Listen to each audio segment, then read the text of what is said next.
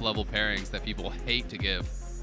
Would also be a flex pick for T1. Zeus has actually still plays it top, even though it isn't that popular anymore. Definitely one of his comfort champions. And yeah, the Kai'Sa for me is the other big one, because I think that Gala, individually on the Kai'Sa looked great. I don't think he was the problem in that game. No. I think it was more so the fact he was playing into a lane that relied on Hung hitting blitzcrank hooks, but didn't happen. And then come mid-game, like, what was he going to do with his team already being so far behind? I think you're completely correct there. I think we didn't really get to see most of their composition work at all because they fell so far behind in the early to mid-game that even if Kai'Sa had been able to do something, it just wouldn't have been impactful with the gold and level discrepancy we saw. That said, Aatrox again locked in, confident to double down on the blind pick, and no reason you shouldn't be. Zeus was behind, put behind in the individual matchup, and still came out on top in the 1v1s. And I think so much of that really came down to this fight around Herald that went so bad. You know, Zika was ahead prior to that. They had the gank, he got the first blood, he had a massive CS advantage, about 20 CS I believe it was at that time. But that fight goes so bad, it really brought Zeus back in it, and then of course Zeus got the solo kill from there, really took over. It is going to be the Jayce, as expected, should be going towards Scout. And now we have to find out where they want to go from here. Do you pick a top laner now? Are you willing to go back towards that Gwen? Are you scared off of it after that first game? Renekton, definitely a stable pick, but it is going to be Gwen again. And I think it makes sense, right? Like, I don't think you can just completely doubt yourself or your picks after that first game, because it was so much down to execution and there was so many errors. You know, you talked about the small errors, but there was also massive ones as well. Oh, as it is the Sylas locked in. We've seen this picked a ton into the Maokai specifically. We'll be able to get an insane amount of counter value there. Also has been very high on the ban list against a lot of other LCK teams that have already highly prioritized the champion. My main issue with the Gwen, and I don't think this is player dependent, is that it does feel like a lot of the game deciding fights in the current meta happen before Gwen truly is like the 1v9 machine that we know she can be. I feel like her free item breakpoint is absolutely nuts. But a lot of games are decided before that, and I think that's where the Renekton, to me, even though it does make you very heavy on the AD, could have maybe provided more of a counterweight in mid-game. Might have been able to. I think my attention is naturally drawn to the mid lane now because we've gotten so used to Orianna kind of Azir matchups, whereas instead now we have this Jayce Sylas, a much more explosive, potentially much more volatile mid lane matchup. Scout said in his interview with Lore back in Swiss, like, hey, I don't feel like mid lane has a lot of agency right now to carry the game. Very different story in this kind of matchup. I agree, and I think Faker, most people would not have expecting him to get the better of Scout in the 1v1. And in the first game, Faker absolutely did. This time, Scout is going to have the agency in the early levels on the Jayce to try to push in, to try to punish this Sylas. And it is going to be the Varus, which I always think is nice in some of these early situations because it is really flexible. You can go AP, you can go on hit, you can go lethality. There's lots of different angles here. I do think they need some consistent DPS, so I am expecting it to be either AP or just purely on hit. But knowing Guma, would you say it's more likely to be AP? I think, given how a lot of the LCK teams have been using it, it's probably lethality, especially with the amount of setup that's already available. And I think that also playing into LNG, there is a lot of threats there where you don't really get to be close up and actually deal damage. I think if it's like an Ornn or a more of a frontline pick in the top side, maybe, but would expect this to be the lethality specifically. There is also still the flex potential again here with the Rell. Varus Rell, very strong bot side with a ton of power. And there is the opportunity for Oner to go to swords, something like his lead. This is R5 counter pick opportunity though, and is it gonna be the double marksman? This is so funny because I was talking about that in Pick and Ban game number 1, how Keria was so flexible during this meta where he was one of those guys that you really could count on in this double marksman meta. We have not been seeing it in a long time. Do you think it's going to be the support Ashe or the support Varus? Because both of those were somewhat valid at the time. I mean, we'll see where they want to go. Again, they have till 20 seconds to decide what lane or who wants to pick what champion, but I feel like LNG have just been consistently on the back foot. Again, the second game they had the loss, they opted for blue side. T1, again, using this support counter pick to such great effectiveness, at least in terms of throwing off LNG plans. That said, still have to execute in game. It's going to be so interesting because, when we saw these kind of lanes back in the day, it was a lot of double Halo blades, all about the early levels, all about the aggression, really utilizing that power to try to harass someone like the Rakan down before they can even look for those engages, before they can call their jungler down. Because if you can keep them chipped out, if you can keep them pushed in, then it's very easy to track the jungler. And Tarzan's job also becomes a lot more difficult against the hawk shot that Keria Keria is going to have. So it's not just going to be the wards he has to circumvent. He has to worry about these hawk shots and getting tracked from that, worry about potential invades coming in from Oner on the Rell as well. So I do think there's going to be a lot of pressure already here on how Gala and Hong are going to be able to actually work this. And this was specifically a type of pairings where T1 looked monstrously far ahead of everyone else during the spring meta, right? When it was all about, and we saw like Caitlyn support, the Varus, the Ashe, right? We basically saw everything. Yeah, the worst time to play bot lane in the history of bot lane. Not fun. Or the best, depending on if you enjoyed those supports. Yeah, it was. Or if your name was Keria. Yeah. It was every single game, right? Every single game you heal level 1 just to get prio of the wave, and then from that point on, the game becomes very unfun to play for the opponents. And it is going to be the double hail of blades I was talking about, so they're clearly going to be going all in for that early prio in that first couple levels here, trying to chunk down Hong, who's been spotted, and 2 slows already coming through. The stun going to connect. The abduct forcing out the W star coming in from the Hong. Now walking away. That's the heal you mentioned at level 1. A little sooner than we expected, Chronicler, but just trying to zone the Rakan away. Yeah, I think they thought they might be able to actually get all the way in to force out a summoner. Unfortunately, the heal does get kind of wasted there, so I think that removes a lot of the advantage they had from that initial attack. You can also see Gala, knowing how hard this lane is going to be, he's on Boots 4-pot. So this is about as defensive as a start as you can get, trying to have the sustain to survive and trying to have the ability to sidestep and avoid a lot of this damage. The damage is still done, though, because Hong had to start with his W level 1, right? Like one of the big advantages that I think Rakan has gotten, and why his laning phase that used to be one of his weak points has gotten way stronger than it used to be, is because if you hit your Gleaming Quail, you can tank so much of the damage, but now you're basically not going to be able to contest this early game at all. And Keria and Guma, that's right where they want to be. So frustrating to play against this volley. Halo Blades now proc, Hong supposed to back away, eating 2 of those autos. Nice bit of gold over to the side of Keria. And remember that you can earn exclusive Worlds 2023 drops, linking your Riot account on lolesports.com. Worlds emotes, icons. Get in there, get your stuff just like Varus is getting in there right now because Hail of Blades, baby! Oh, you can't win a trade against it. That's the fun part. Big here as well is that T1 did place the ward down on Raptor, so they know that Tarzan is towards the top side of the map. So there's 2 options. Either T1 need to get the wave in before there is an opportunity to gank, set up some Triburst Vision, or have Oner path towards the bot side. It looks like that's not going to be the case, though. They made the read, and Oner now can invade towards top side or look for a gank on Scout. Well, they saw that he had no blue buff, so Oner's just going to invade on the blue because that ward over by Raptors saw him. They know that he didn't go up towards that blue, so it's going to be the blue taken away, and Oner could potentially even get the Gromp as well and really get far ahead. And that hawk shot, I do believe, actually spotted him. Yeah, you can see the pings over on Tarzan there. So that's the angle. When you get the push here, it's so easy to get that perfect angle on Ashe to be able to spot out all of these bot side camps and even some of the top side camps. And you can see the damage already being done. This is going to be the first waves crashing in at 3 minutes, and they're likely going to get a plate right now. They're going to get a plate. Oner's very likely to reset and then be able to take his entire bottom side jungle while his bot lane has priority. So there will be no counter punch, no counter play for LNG, unless they can force something top. This is a clean early game from T1 thus far. I also think there's a potential double scuttle angle. I think he can do the top side scuttle. He has so much power on bot side, you can't really contest for that scuttle. So it could be invade, 2 camps taken away, and Scout maybe Instead, even... the gank looking to force. Stun comes out on the Shattering Strike, just a bit of pork. Yeah, that was necessary from Scout. If he does not early flash there, he's going to get Q flash, he's going to get flinged in, and I think he's dead. Oh, they do spot Tarzan. We'll see if Oner wants to contest here. Zika does have early prio towards the top side, so this does deny the double scuttle. And that's a big win for LNG. Allows Tarzan to actually maintain some parity when it comes to farm. And I think that's the cost of the attempted gank, right? Because he could have just stayed and taken that scuttle on spawn, but instead he does elect to actually go for this. And Tarzan now is hoping that, hey, are Raptors up? Can I actually invade for this? He goes and looks, but Raptors are not there. So there's nothing really for him to take. The scuttle's being taken on bot side by Oner, and now he can clear back into his bot side, take those 3 camps, can even look up towards the Krugs respawn, and you can see the T1 pings on their own Krugs, because they're saying, hey, watch out, Zeus, because this is the one place that Tarzan could look for a gank right now. If he's up by my Krugs, he could be looking for a gank in behind. Well, no gets spotted there with the sapling going over to the ward, so we see the pings. T1 again is aware.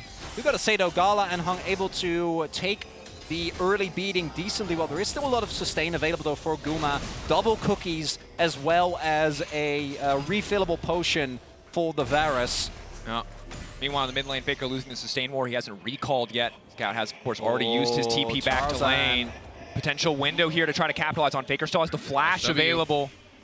The healing as well. Can he find a target? He's going to flash back under the tower. Shock blast there. Faker making it out to safety.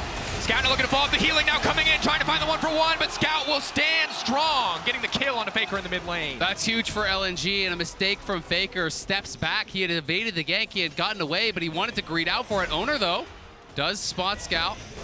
Mounted up. The sapling going to slow him down enough that Scout can't escape. TP now coming in, though. Faker most likely just going to catch the wave here. Do they want to commit for anything else? The delay actually means a lot because Scout had already committed his TP prior to that play, so now that there's that big delay, he's going to lose likely a full wave as Faker is going to be able to bounce and push this back in. And T1 know they have full prio for this dragon here, so they're going to be able to start this up. There's no way Jayce can join. Really important that the gank works out though there, because Tarzan was like level 3 when that started off. And if that play doesn't end up working out, they fall behind very much now. Able to get Scout ahead early as we see the gank come through here again. Yeah, not much to this, honestly. Nice E here from Faker.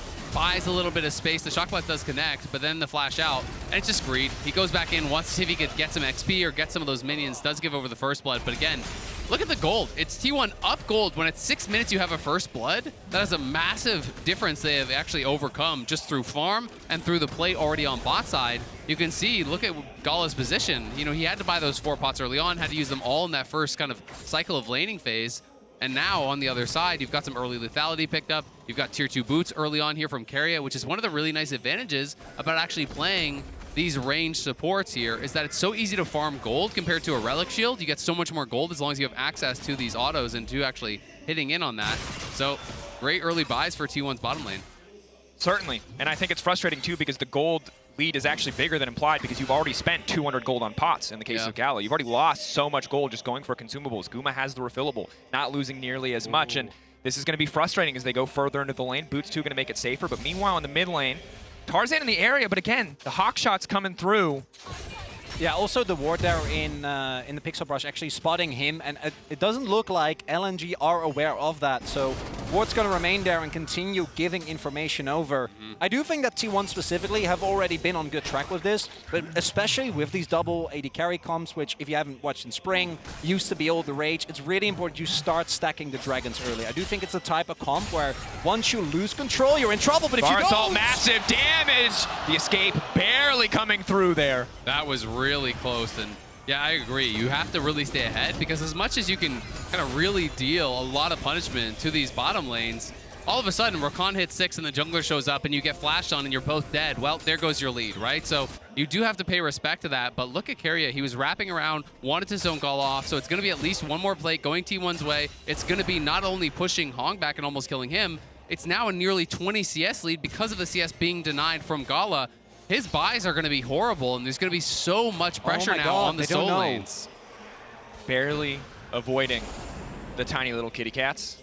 But Oner didn't know that they didn't know, so he has to back off because Zika's making his way over. In the game of poker, they won. The bluff was successful, unintentionally so, but working nonetheless. As Oner's now going to back away. The one strong point of the map right now is Zika on the top side, winning out in isolation. 83 CS to 69 now as Aatrox, you know, going to catch a couple here under the tower, but weren't able to leverage his strength in the previous game. Went wrong pretty quickly. Have to imagine that he's learned from those mistakes. Sometimes the player's just too good for their own good, you know? If you just weren't looking at the mini-map, you could have just stayed on the blue buff and taken it. Wouldn't even know that Zika was using. Suffering from success, man. Exactly. And we do now see this Herald being started up. T1 100% want to go in on this. Keria doesn't hit 6 just yet, though. Won't have the arrow available. A lot of poke coming down from Scout. This is a must-win for T1. Zeus isn't here yet. Have to be careful about grouping up in the choke. Gala does have 6 and ultimate. Guma waiting over the wall. 1 second left on the chain of corruption. Has it now. The health bar's already pretty low here for T1. Look at Tarzan. He wants to get a really good angle for the Maokai ult. He's trying to set it up because Hong doesn't have 6, so he needs to be the one to start off that engage. They were hoping that T1 would overcommit in, use the Maokai ult to be able to set up that engage here from Hong. But it is going to be Gala basing, so LNG looking like they're going to bail out of this and just head him down towards bot, because if you look at the map, it's a big wave that's actually crashing, and even with Gala leaving, I think he's going to be too late, unfortunately, to get most of that. That wave's likely going to bounce, so T1's kind of going to win out on both sides, I think. T1 doesn't know this yet, though, so they're not committing fully to the play, especially because with Tarzan and Zika still posturing this aggressively, T1 haven't really caught on. So we do now see the pings go down on the bot side turret as well. Gala, I think, was also sitting on white, so should be able to actually get a big counter punch here if T1 doesn't respond in time. We do see the backs being channeled now. Yeah, but they could even send down, Zeus to answer this if they really want, if they're concerned about plates going down. But he is going to TP back up towards top. Guma and Keria are heading down towards bottom, so I don't think they're going to get much. Maybe one plate here for Gala. Scout gets one plate mid as well, so they're trying to get something back here. But it's going to be potentially about this counterpunch around bot lane. If you look at where the Rakan and the Maokai are, they are here waiting to catch the T1 bot lane as they do return. And this is a situation where T1 stepping up can be highly risky. The TP, they've called the play out, they've sniffed it out. They see Tarzan. Gala shredding through 2 plates, but what else will T1 be able to get? Abscond forward, abduct the arrow, hitting!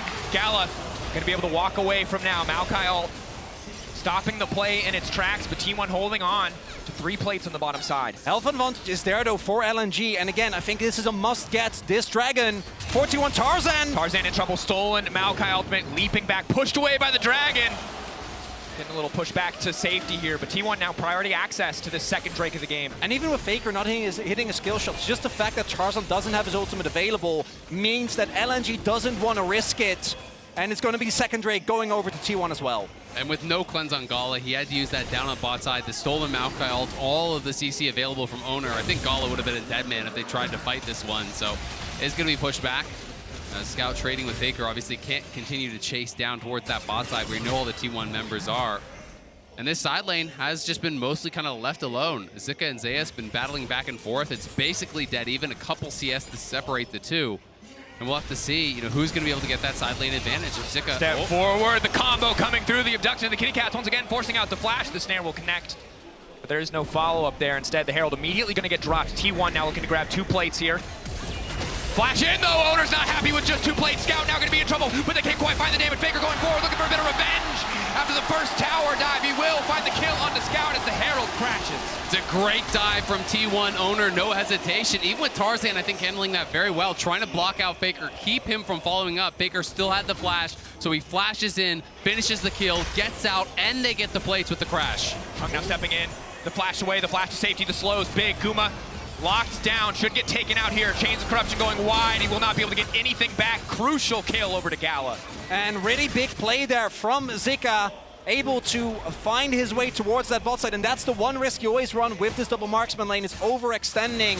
It will be paying some plates inside, but I'm pretty sure Zika also should be able to get some here towards the bot lane. And you can see how many summoners that actually cost T1. Guma went with the early cleanse, but Keria used both his summoners as well in that retreat. So they're going to be vulnerable, but here's that earlier dive. Tarzan again does a good job peeling Faker off as best he can, blocks the abscond abduct, but then Faker just flashes in. He's got multiple of those passive autos stored up, and Oner was tanking the tower on the other side. Really well played from the T1 jungler, setting Faker up. And again, it's another good start here from Faker. Was incredible on the Orianna, and he's kind of been set up for success. There's multiple good ultis for him to steal. It's not just the Maokai ult. I do think stealing that Rakan ult is also really, really powerful.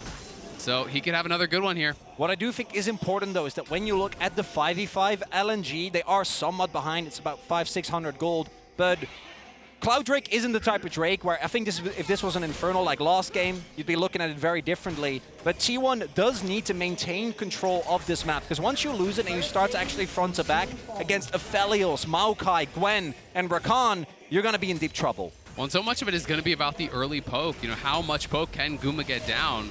Gala is really behind the curve, so if he's actually getting poked down, getting chipped out, it's going to be difficult for him because he's so far away from being able to get towards something like a BT to be able to answer this. Your economy has been pushed way back. Of course, that kill he gets on the bot side does help him, but it'll be really heavily down to execution. And T1 have great engage as well. Not only with the stolen ults from Faker, but the Keria ultimates. Ashe arrow narrowly dodged away from there. Calm, cool, collected, wrong. I'm going to clear out this wave, and I think it's an excellent call out that this is such a tricky position for LNG to find themselves in. Need to hold on to some semblance of control in this game.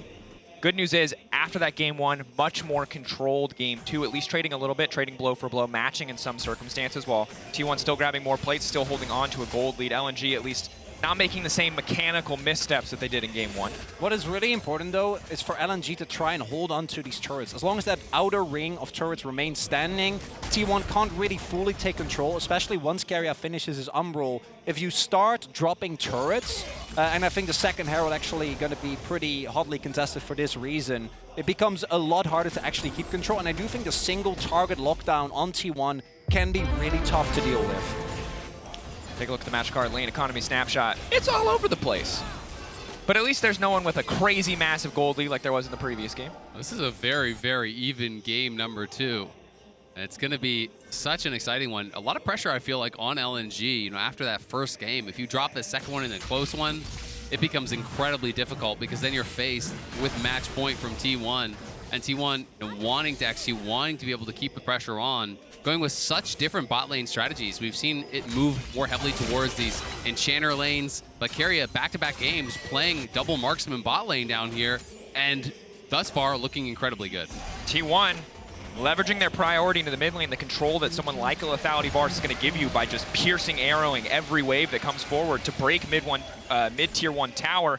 And I gotta say, I agree. It feels like T1 have identified Gala as a big threat, have drafted in a way that stops him from being relevant for so much of the early game, allowing a lot of their other players to really shine. It's also something that we've seen in the tournament meta, right? And it's been one of the big reasons why we saw BLG, for example, be really successful, why Weibo was able to get such big leads consistently. It's this bot side counter picks as Zeus goes in on Tarzan.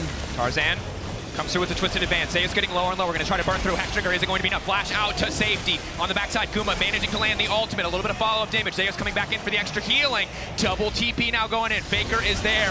Lockdown coming in. Zika's going to try to find one. Faker is towing away the ultimate. That's the needlework coming out. LNG being pushed back by the side of T1. Faker's stolen Maokai ultimate will connect, but no further fight breaks out. But look at the health. Tarzan is incredibly low. Keria stepping a little bit too far here, but still has the flash. Holds on to it, won't even use it. Gonna be the heal invested instead. T1 still gonna start this up. Zeus does have TP available. And it looks like Soul Point, 17, not even 70 minutes in, is gonna go to T1. Yeah, the initial play looked like it was going LNG's way, but with the first TP coming through, Tarzan had to retreat. They couldn't chase in and try to finish off Zeus. And it did mean that despite the trades back and forth of these summoner spells, of these cooldowns, it was Tarzan incredibly low with no flash. You can't walk in as 20% HP Maokai and try to contest this dragon.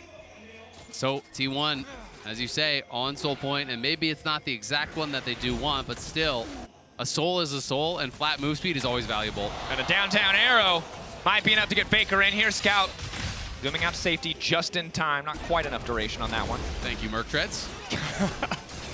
Honestly, a crucial purchase against a team with this much upfront CC, with this much engage potential. Hung not quite going to connect onto Faker there. Second Herald stolen away. Chronicler, you talked about how important that one could be. T1 were able to break tier 1 mid without its health, but maybe LNG can use it to fire back. It's a really good counterpunch from LNG because it means that you can probably hold on to both of your outer turrets for a lot longer. And T1 also possibly could have leveraged the pressure that the Herald provides into then an advantage in the eventual soul fight in about 4 minutes' time.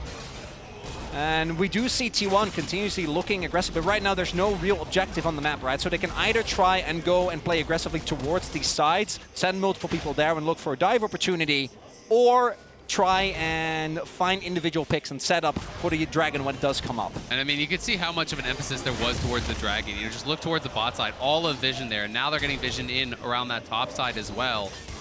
Is T1 constantly pushing forward, utilizing Hawkshot, utilizing volley to check brushes, moving around with Oner, establishing forward vision control here to try to kind of move up that line and even open up opportunities like this where Faker's pushing in top, Oner and Keria are going to cover him, and it's likely going to be a tier 1 tower unless LNG are really willing to fight for it. For LNG though, I do think looking at the gold and the item breakpoints that have been hit, they can also just decide to give up control of the area for now. As long as you don't give over the dragon, I do think that you're going to reach the 2 item breakpoints. We're seeing that Gala's getting close, same for Zika. And from that point on, one fight can be enough, and I do still think that that is where LNG, if they can actually get that front to back, could look for a turnaround.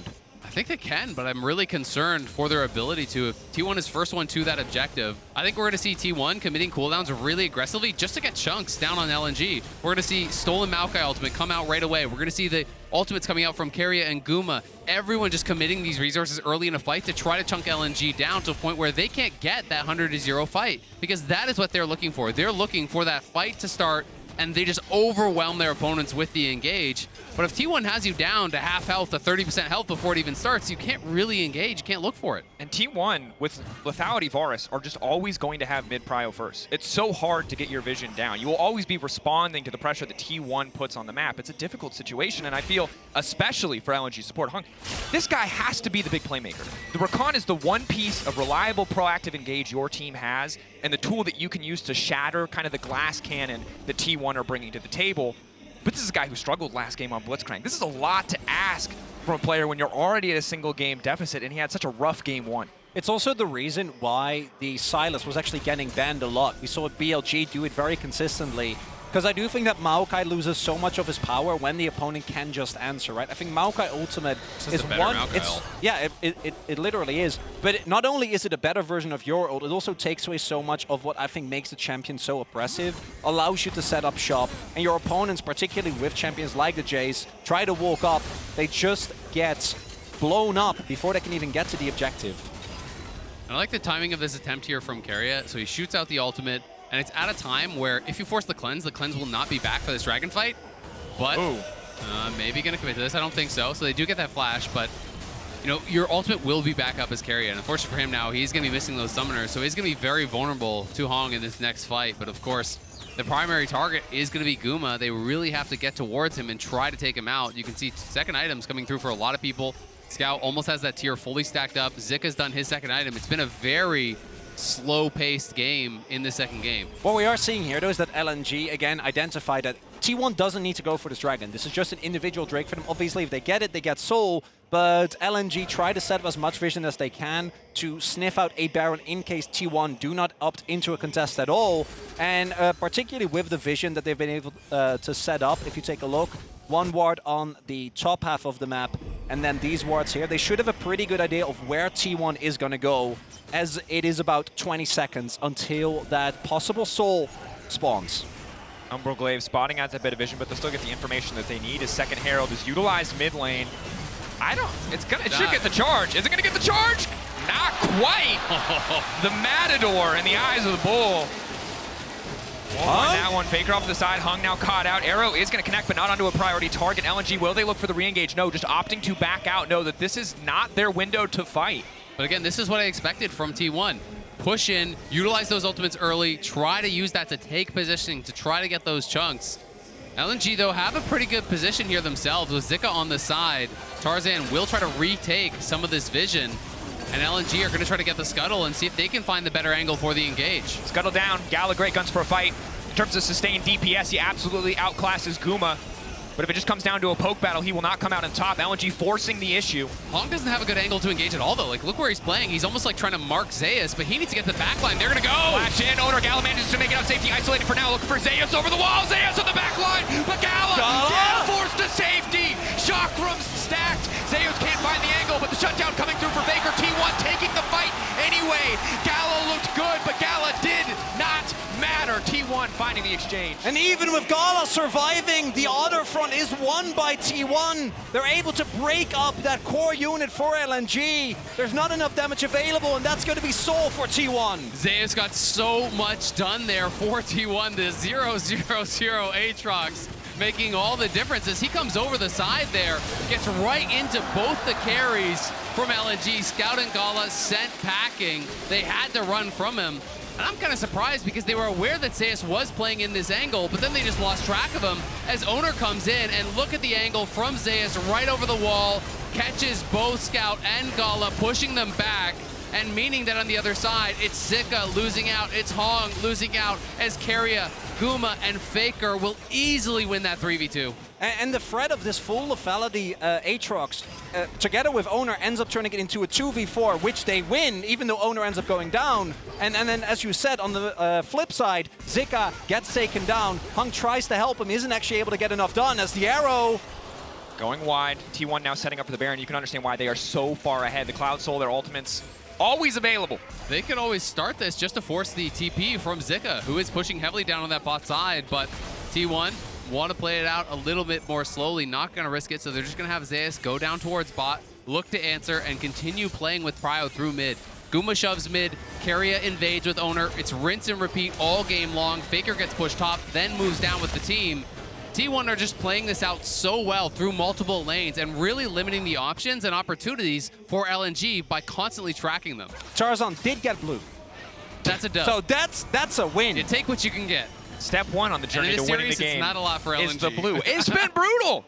I was ready for this to be much closer, but to be honest, T1, the way that they've been counterpicking bot lane, not overplaying their hand, playing patient in a lot of these fights has been fantastic. And you saw in that last fight, Gala has 2 items, perfect guns, and he was not super relevant. Solo isolated by this consistent blind pick Aatrox top lane. This champion is becoming a problem for LNG.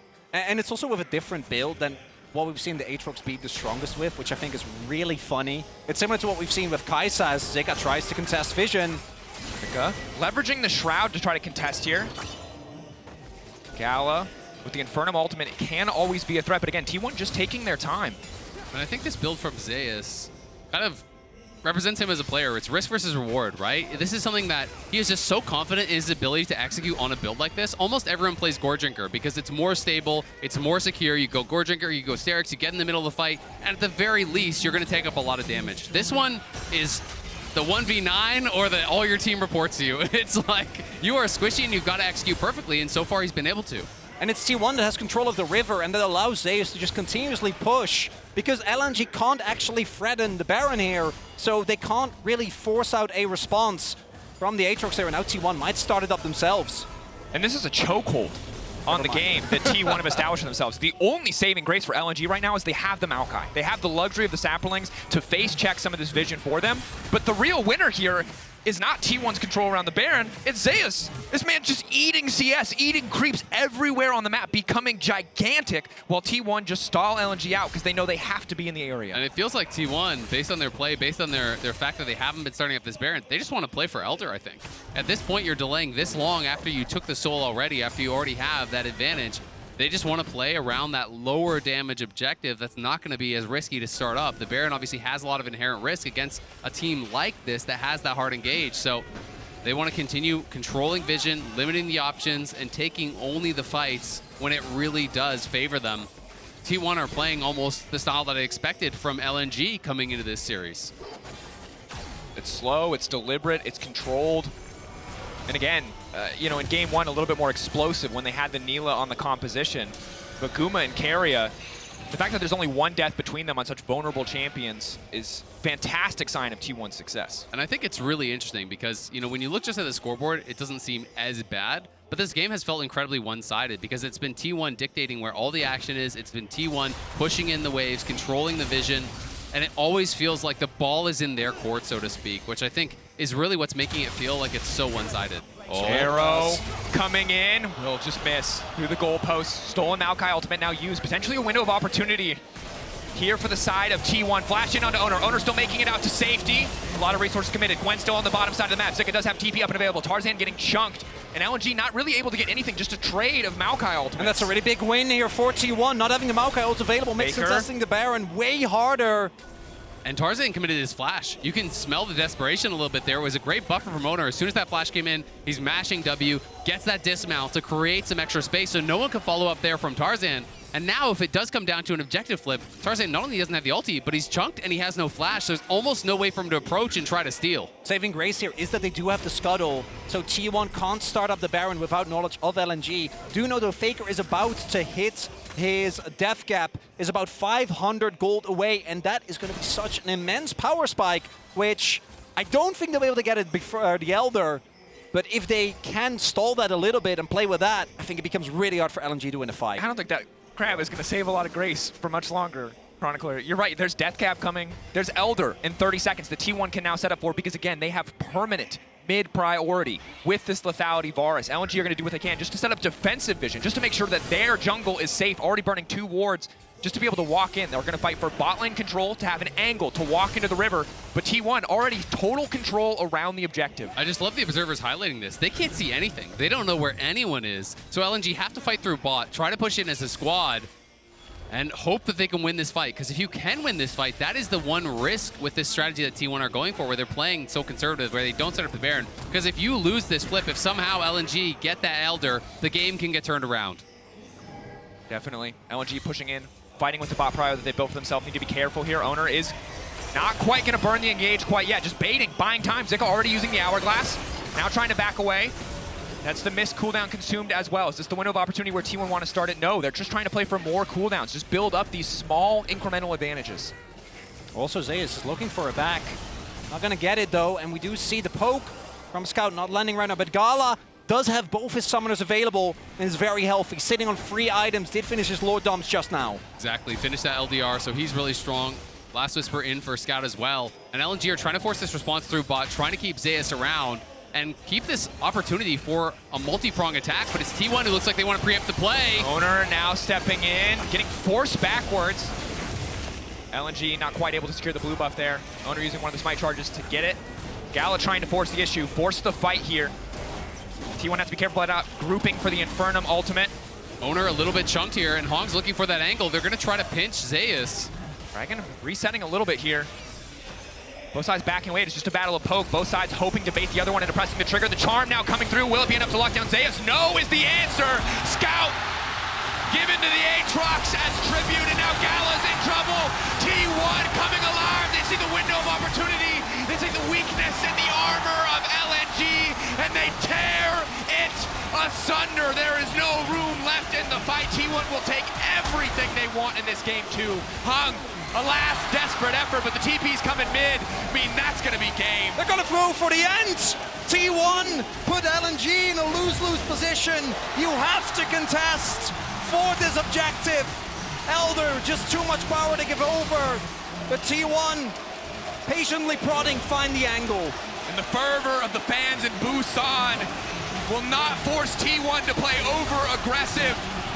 They keep their discipline, they remain composed, they close out cleanly versus LNG in Game 2 and bring us to match point, a semifinal spot on the line.